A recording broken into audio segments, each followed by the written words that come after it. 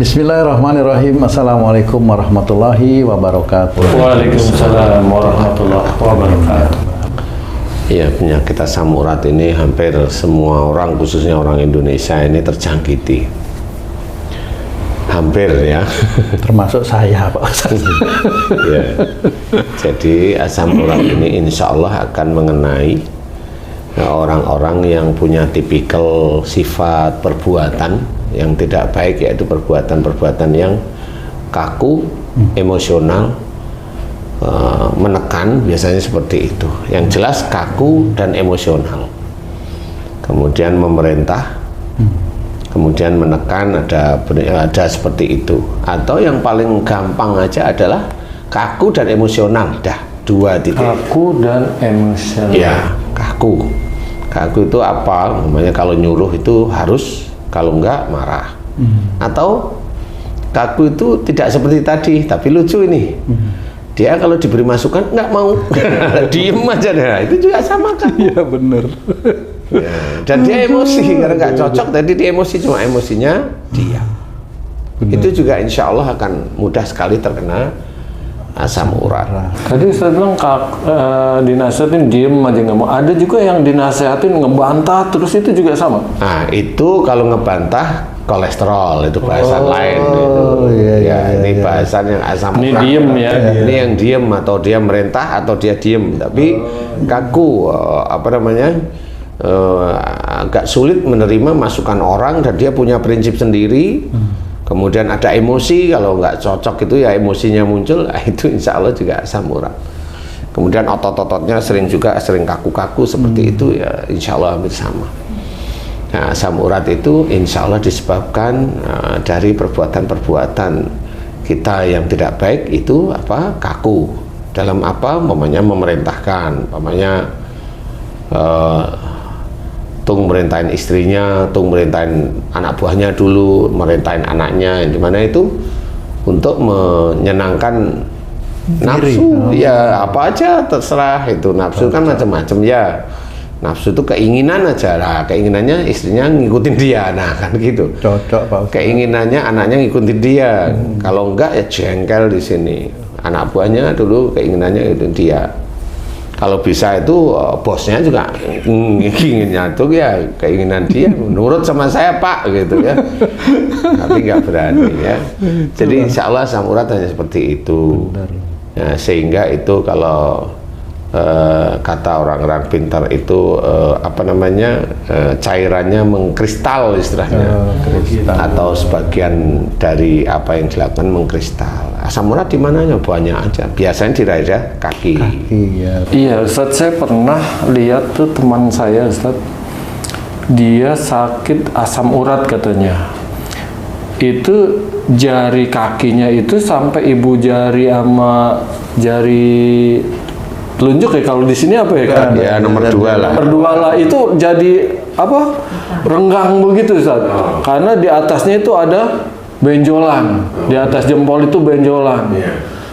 Itu katanya sakit sekali gitu Ustaz. Itu apakah asam urat yang akibat kaku diam itu? Iya. Jadi yang kaku siapapun bentuknya, kalau Haji masih ingat, biasanya nih saya sebutin nih, orang itu kaku itu bisa kaku merentah atau kaku tidak mau nerima. Itu tetap kaku namanya kayak tung diturunkan, kaku dia maunya nggak mau. Nah, itu udah kan kaku ada marah itu. Ada marah. Nah, itu ya asam urat itu akan terus. Nah, temennya Haji C diingat-ingat, orangnya kaku nggak menerima masukan orang lain, dongkolan nggak, atau merintah, sukanya merintah dengan emosi, dengan kekerasan. Dia itu merintah dan nggak mau dimasukkan orang lain, nggak mau ya juga. Kan benar. Iya, benar. Jadi seperti itu. Jadi insya Allah asam urat itu hanya itu aja. Jadi kalau memang ingin sembuh beneran serius, ya kembali ke jalan Allah. Ya jangan kaku dengan prinsip yang belum tentu itu prinsipnya benar, baik, kan seperti itu.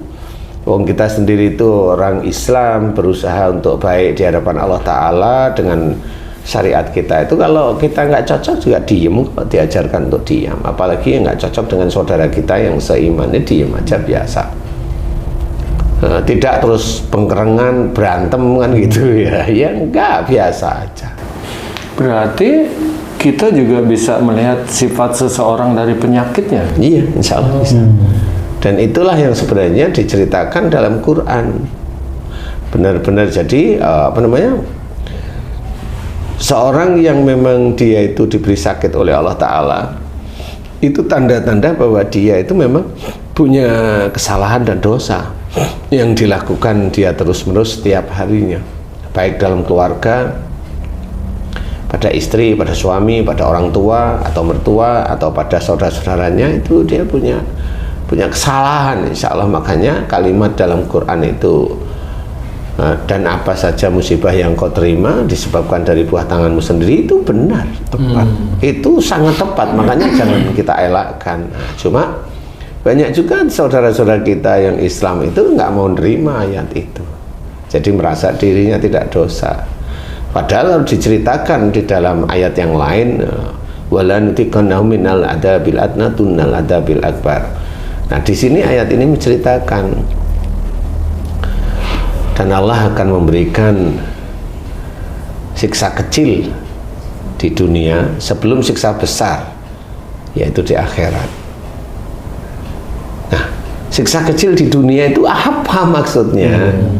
Yang namanya ke orang itu apa namanya? Kan musibah dia terima.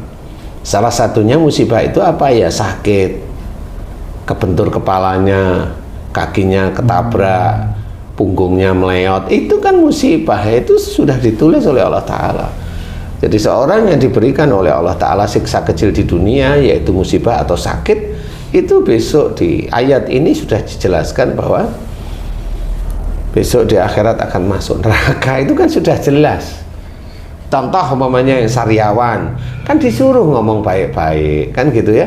Tapi omongannya pedas, nggak enak didengar orang. Lah itu kan nyalai syariat Islam. Jadi kalau dia sariawan normal seperti itu. Makanya kalau orang sariawan minum vitamin C itu seminggu belum tentu sembuh, itu ya karena itu. Urusannya dengan Allah, bukan masalah dengan obat.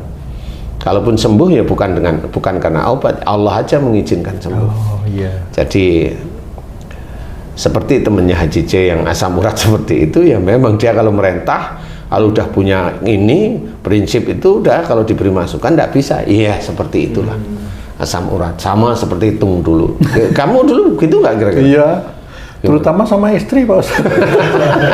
Kalau dikasih tahu tuh kok marah gitu ya kan? Siapa yang ngasih tahu siapa? Istri saya. Loh, ngasih tahu saya. Kamu ngasih tahu ke istri marah, kok yang kena asam urat kamu, itu kan jadi Bukan. beda ini ceritanya. Istri saya kalau nasehatin saya marah. Oh gitu. Jadi itu ceritanya. Iya. Kalau ini bener. Aduh, malah saya gini, Pak Ustadz. Nggak berani makan melijo, nggak berani makan kerupuk, rugi. Kacang. Bayam padahal enak itu. Duren nggak berani, rugi, Pak Ustadz. Ternyata karena akhlak ya, Pak Ustadz ya. Ya, insya Allah seperti itu. Astagfirullah. Makanya kalau kamu udah berusaha beneran menjadi, kalau dengar istrimu ngasih tahu ya kamu senyum-senyum. Lah kan asam urat nggak pernah muncul kan? Iya, emang begitu. Bener. Kan insya Allah bisa dibuktiin. Akhlak yang baik insya Allah akan menjauhkan diri kita dari sakit. Sebenarnya seperti itu. Karena ayatnya sudah dijelaskan apa saja musibah yang engkau terima disebabkan dari buah tanganmu sendiri, udah jelas. Makanya kita berusaha untuk tidak sakit. Gimana? Berbuat baik, berperilaku baik. Kalau ada nggak cocok ya jangan marah, biasa aja, kan seperti itu. Kalau dalam keluarga saling mengingatkan. Insya Allah kalau seperti itu asam urat tidak akan nyentuh lah, insya Allah ya. Dan bagaimana caranya menghilangkan asam urat yang sudah ada? Ya itu tadi, mohon ampun kepada Allah Ta'ala. Ya Allah, jika saya terkena asam urat, boleh disebutkan ya. Walaupun tidak ada dalam tuntunan yang lainnya, tapi itu kan doa. Doa itu bener, boleh, mau cerita apa ya. Doa itu selama doa itu isinya baik boleh. Dan doa itu mintanya hanya kepada Allah. Ya, doa itu hanya cuma mintanya kepada itu ndak boleh, itu syirik itu ya. Ya, itu syirik. Jadi tidak boleh, kita harus berdoa mintanya hanya kepada Allah. Boleh, ya Allah, jika asam uratku tinggi dan saat ini sakit, jika asam urat tersebut insya Allah disebabkan karena kesalahan dan dosa-dosaku, yaitu dari kekakuanku, dari emosionalku, prinsipku yang aku pegang kaku, walaupun belum tentu itu benar dan baik. Jika itu salah dan dosa di hadapanmu, ya Allah, aku mohon ampuni dosa-dosaku, ampuni kekakuanku, ampuni emosionalku, ampuni amarahku, ampuni jika aku memegang prinsip yang salah tersebut. Ampuni ya Allah. Astaghfirullahaladzim. Nah gitu aja. Astaghfirullahaladzim. Astaghfirullahaladzim. Nah sehari-hari nanti dirubah. Yang dulunya kaku jangan, yang dulunya kaku prinsip jangan, yang dulunya merentah juga kaku emosional ya jangan. Insya Allah asam urat tidak ada jalan untuk di tubuh. Insya Allah itu dinormalkan sendiri oleh Allah Ta'ala. Itu Allah yang menormalkan. Jadi bukan persoalan doanya hebat, tidak. Allah yang dilihat itu adalah imannya.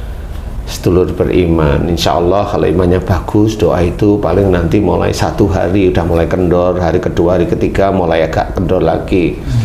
Dan itu kalau itu bisa dikerjakan sehari-hari, insya Allah asam urat tidak muncul. Insya Allah seperti itu. Mudah-mudahan ini bisa manfaat, ya. Jangan kaku, jangan keras, jangan emosional terhadap suatu masalah atau apapun, jangan. Insya Allah nanti akan menjadi hamba-hamba Allah yang baik sehari-harinya, sehingga kalau namanya lebih lembut, lebih nyaman, lebih nyantai, kan pasangannya seneng, kan begitu. Kalau galak itu gimana, pasangannya ya ambil jalan, dia ambil benteng aja nanti, seperti itu ya. Akhirnya kalau galak tuh pasangannya bosen ya tidur ya punggung-punggungannya, kan begitu. Ya mudah-mudahan ini bisa dipraktekkan oleh sedulur beriman yang lain, insya Allah. Wallahu a'lam. Alhamdulillah, terima kasih banyak Pak Ustadz penjelasannya. Sahabat beriman dimanapun berada, mudah-mudahan ini bisa bermanfaat untuk kita semua ya, termasuk saya di sini. Sampai jumpa lagi di video kami yang lain. Wassalamualaikum warahmatullahi wabarakatuh. Waalaikumsalam warahmatullahi wabarakatuh. Alhamdulillah.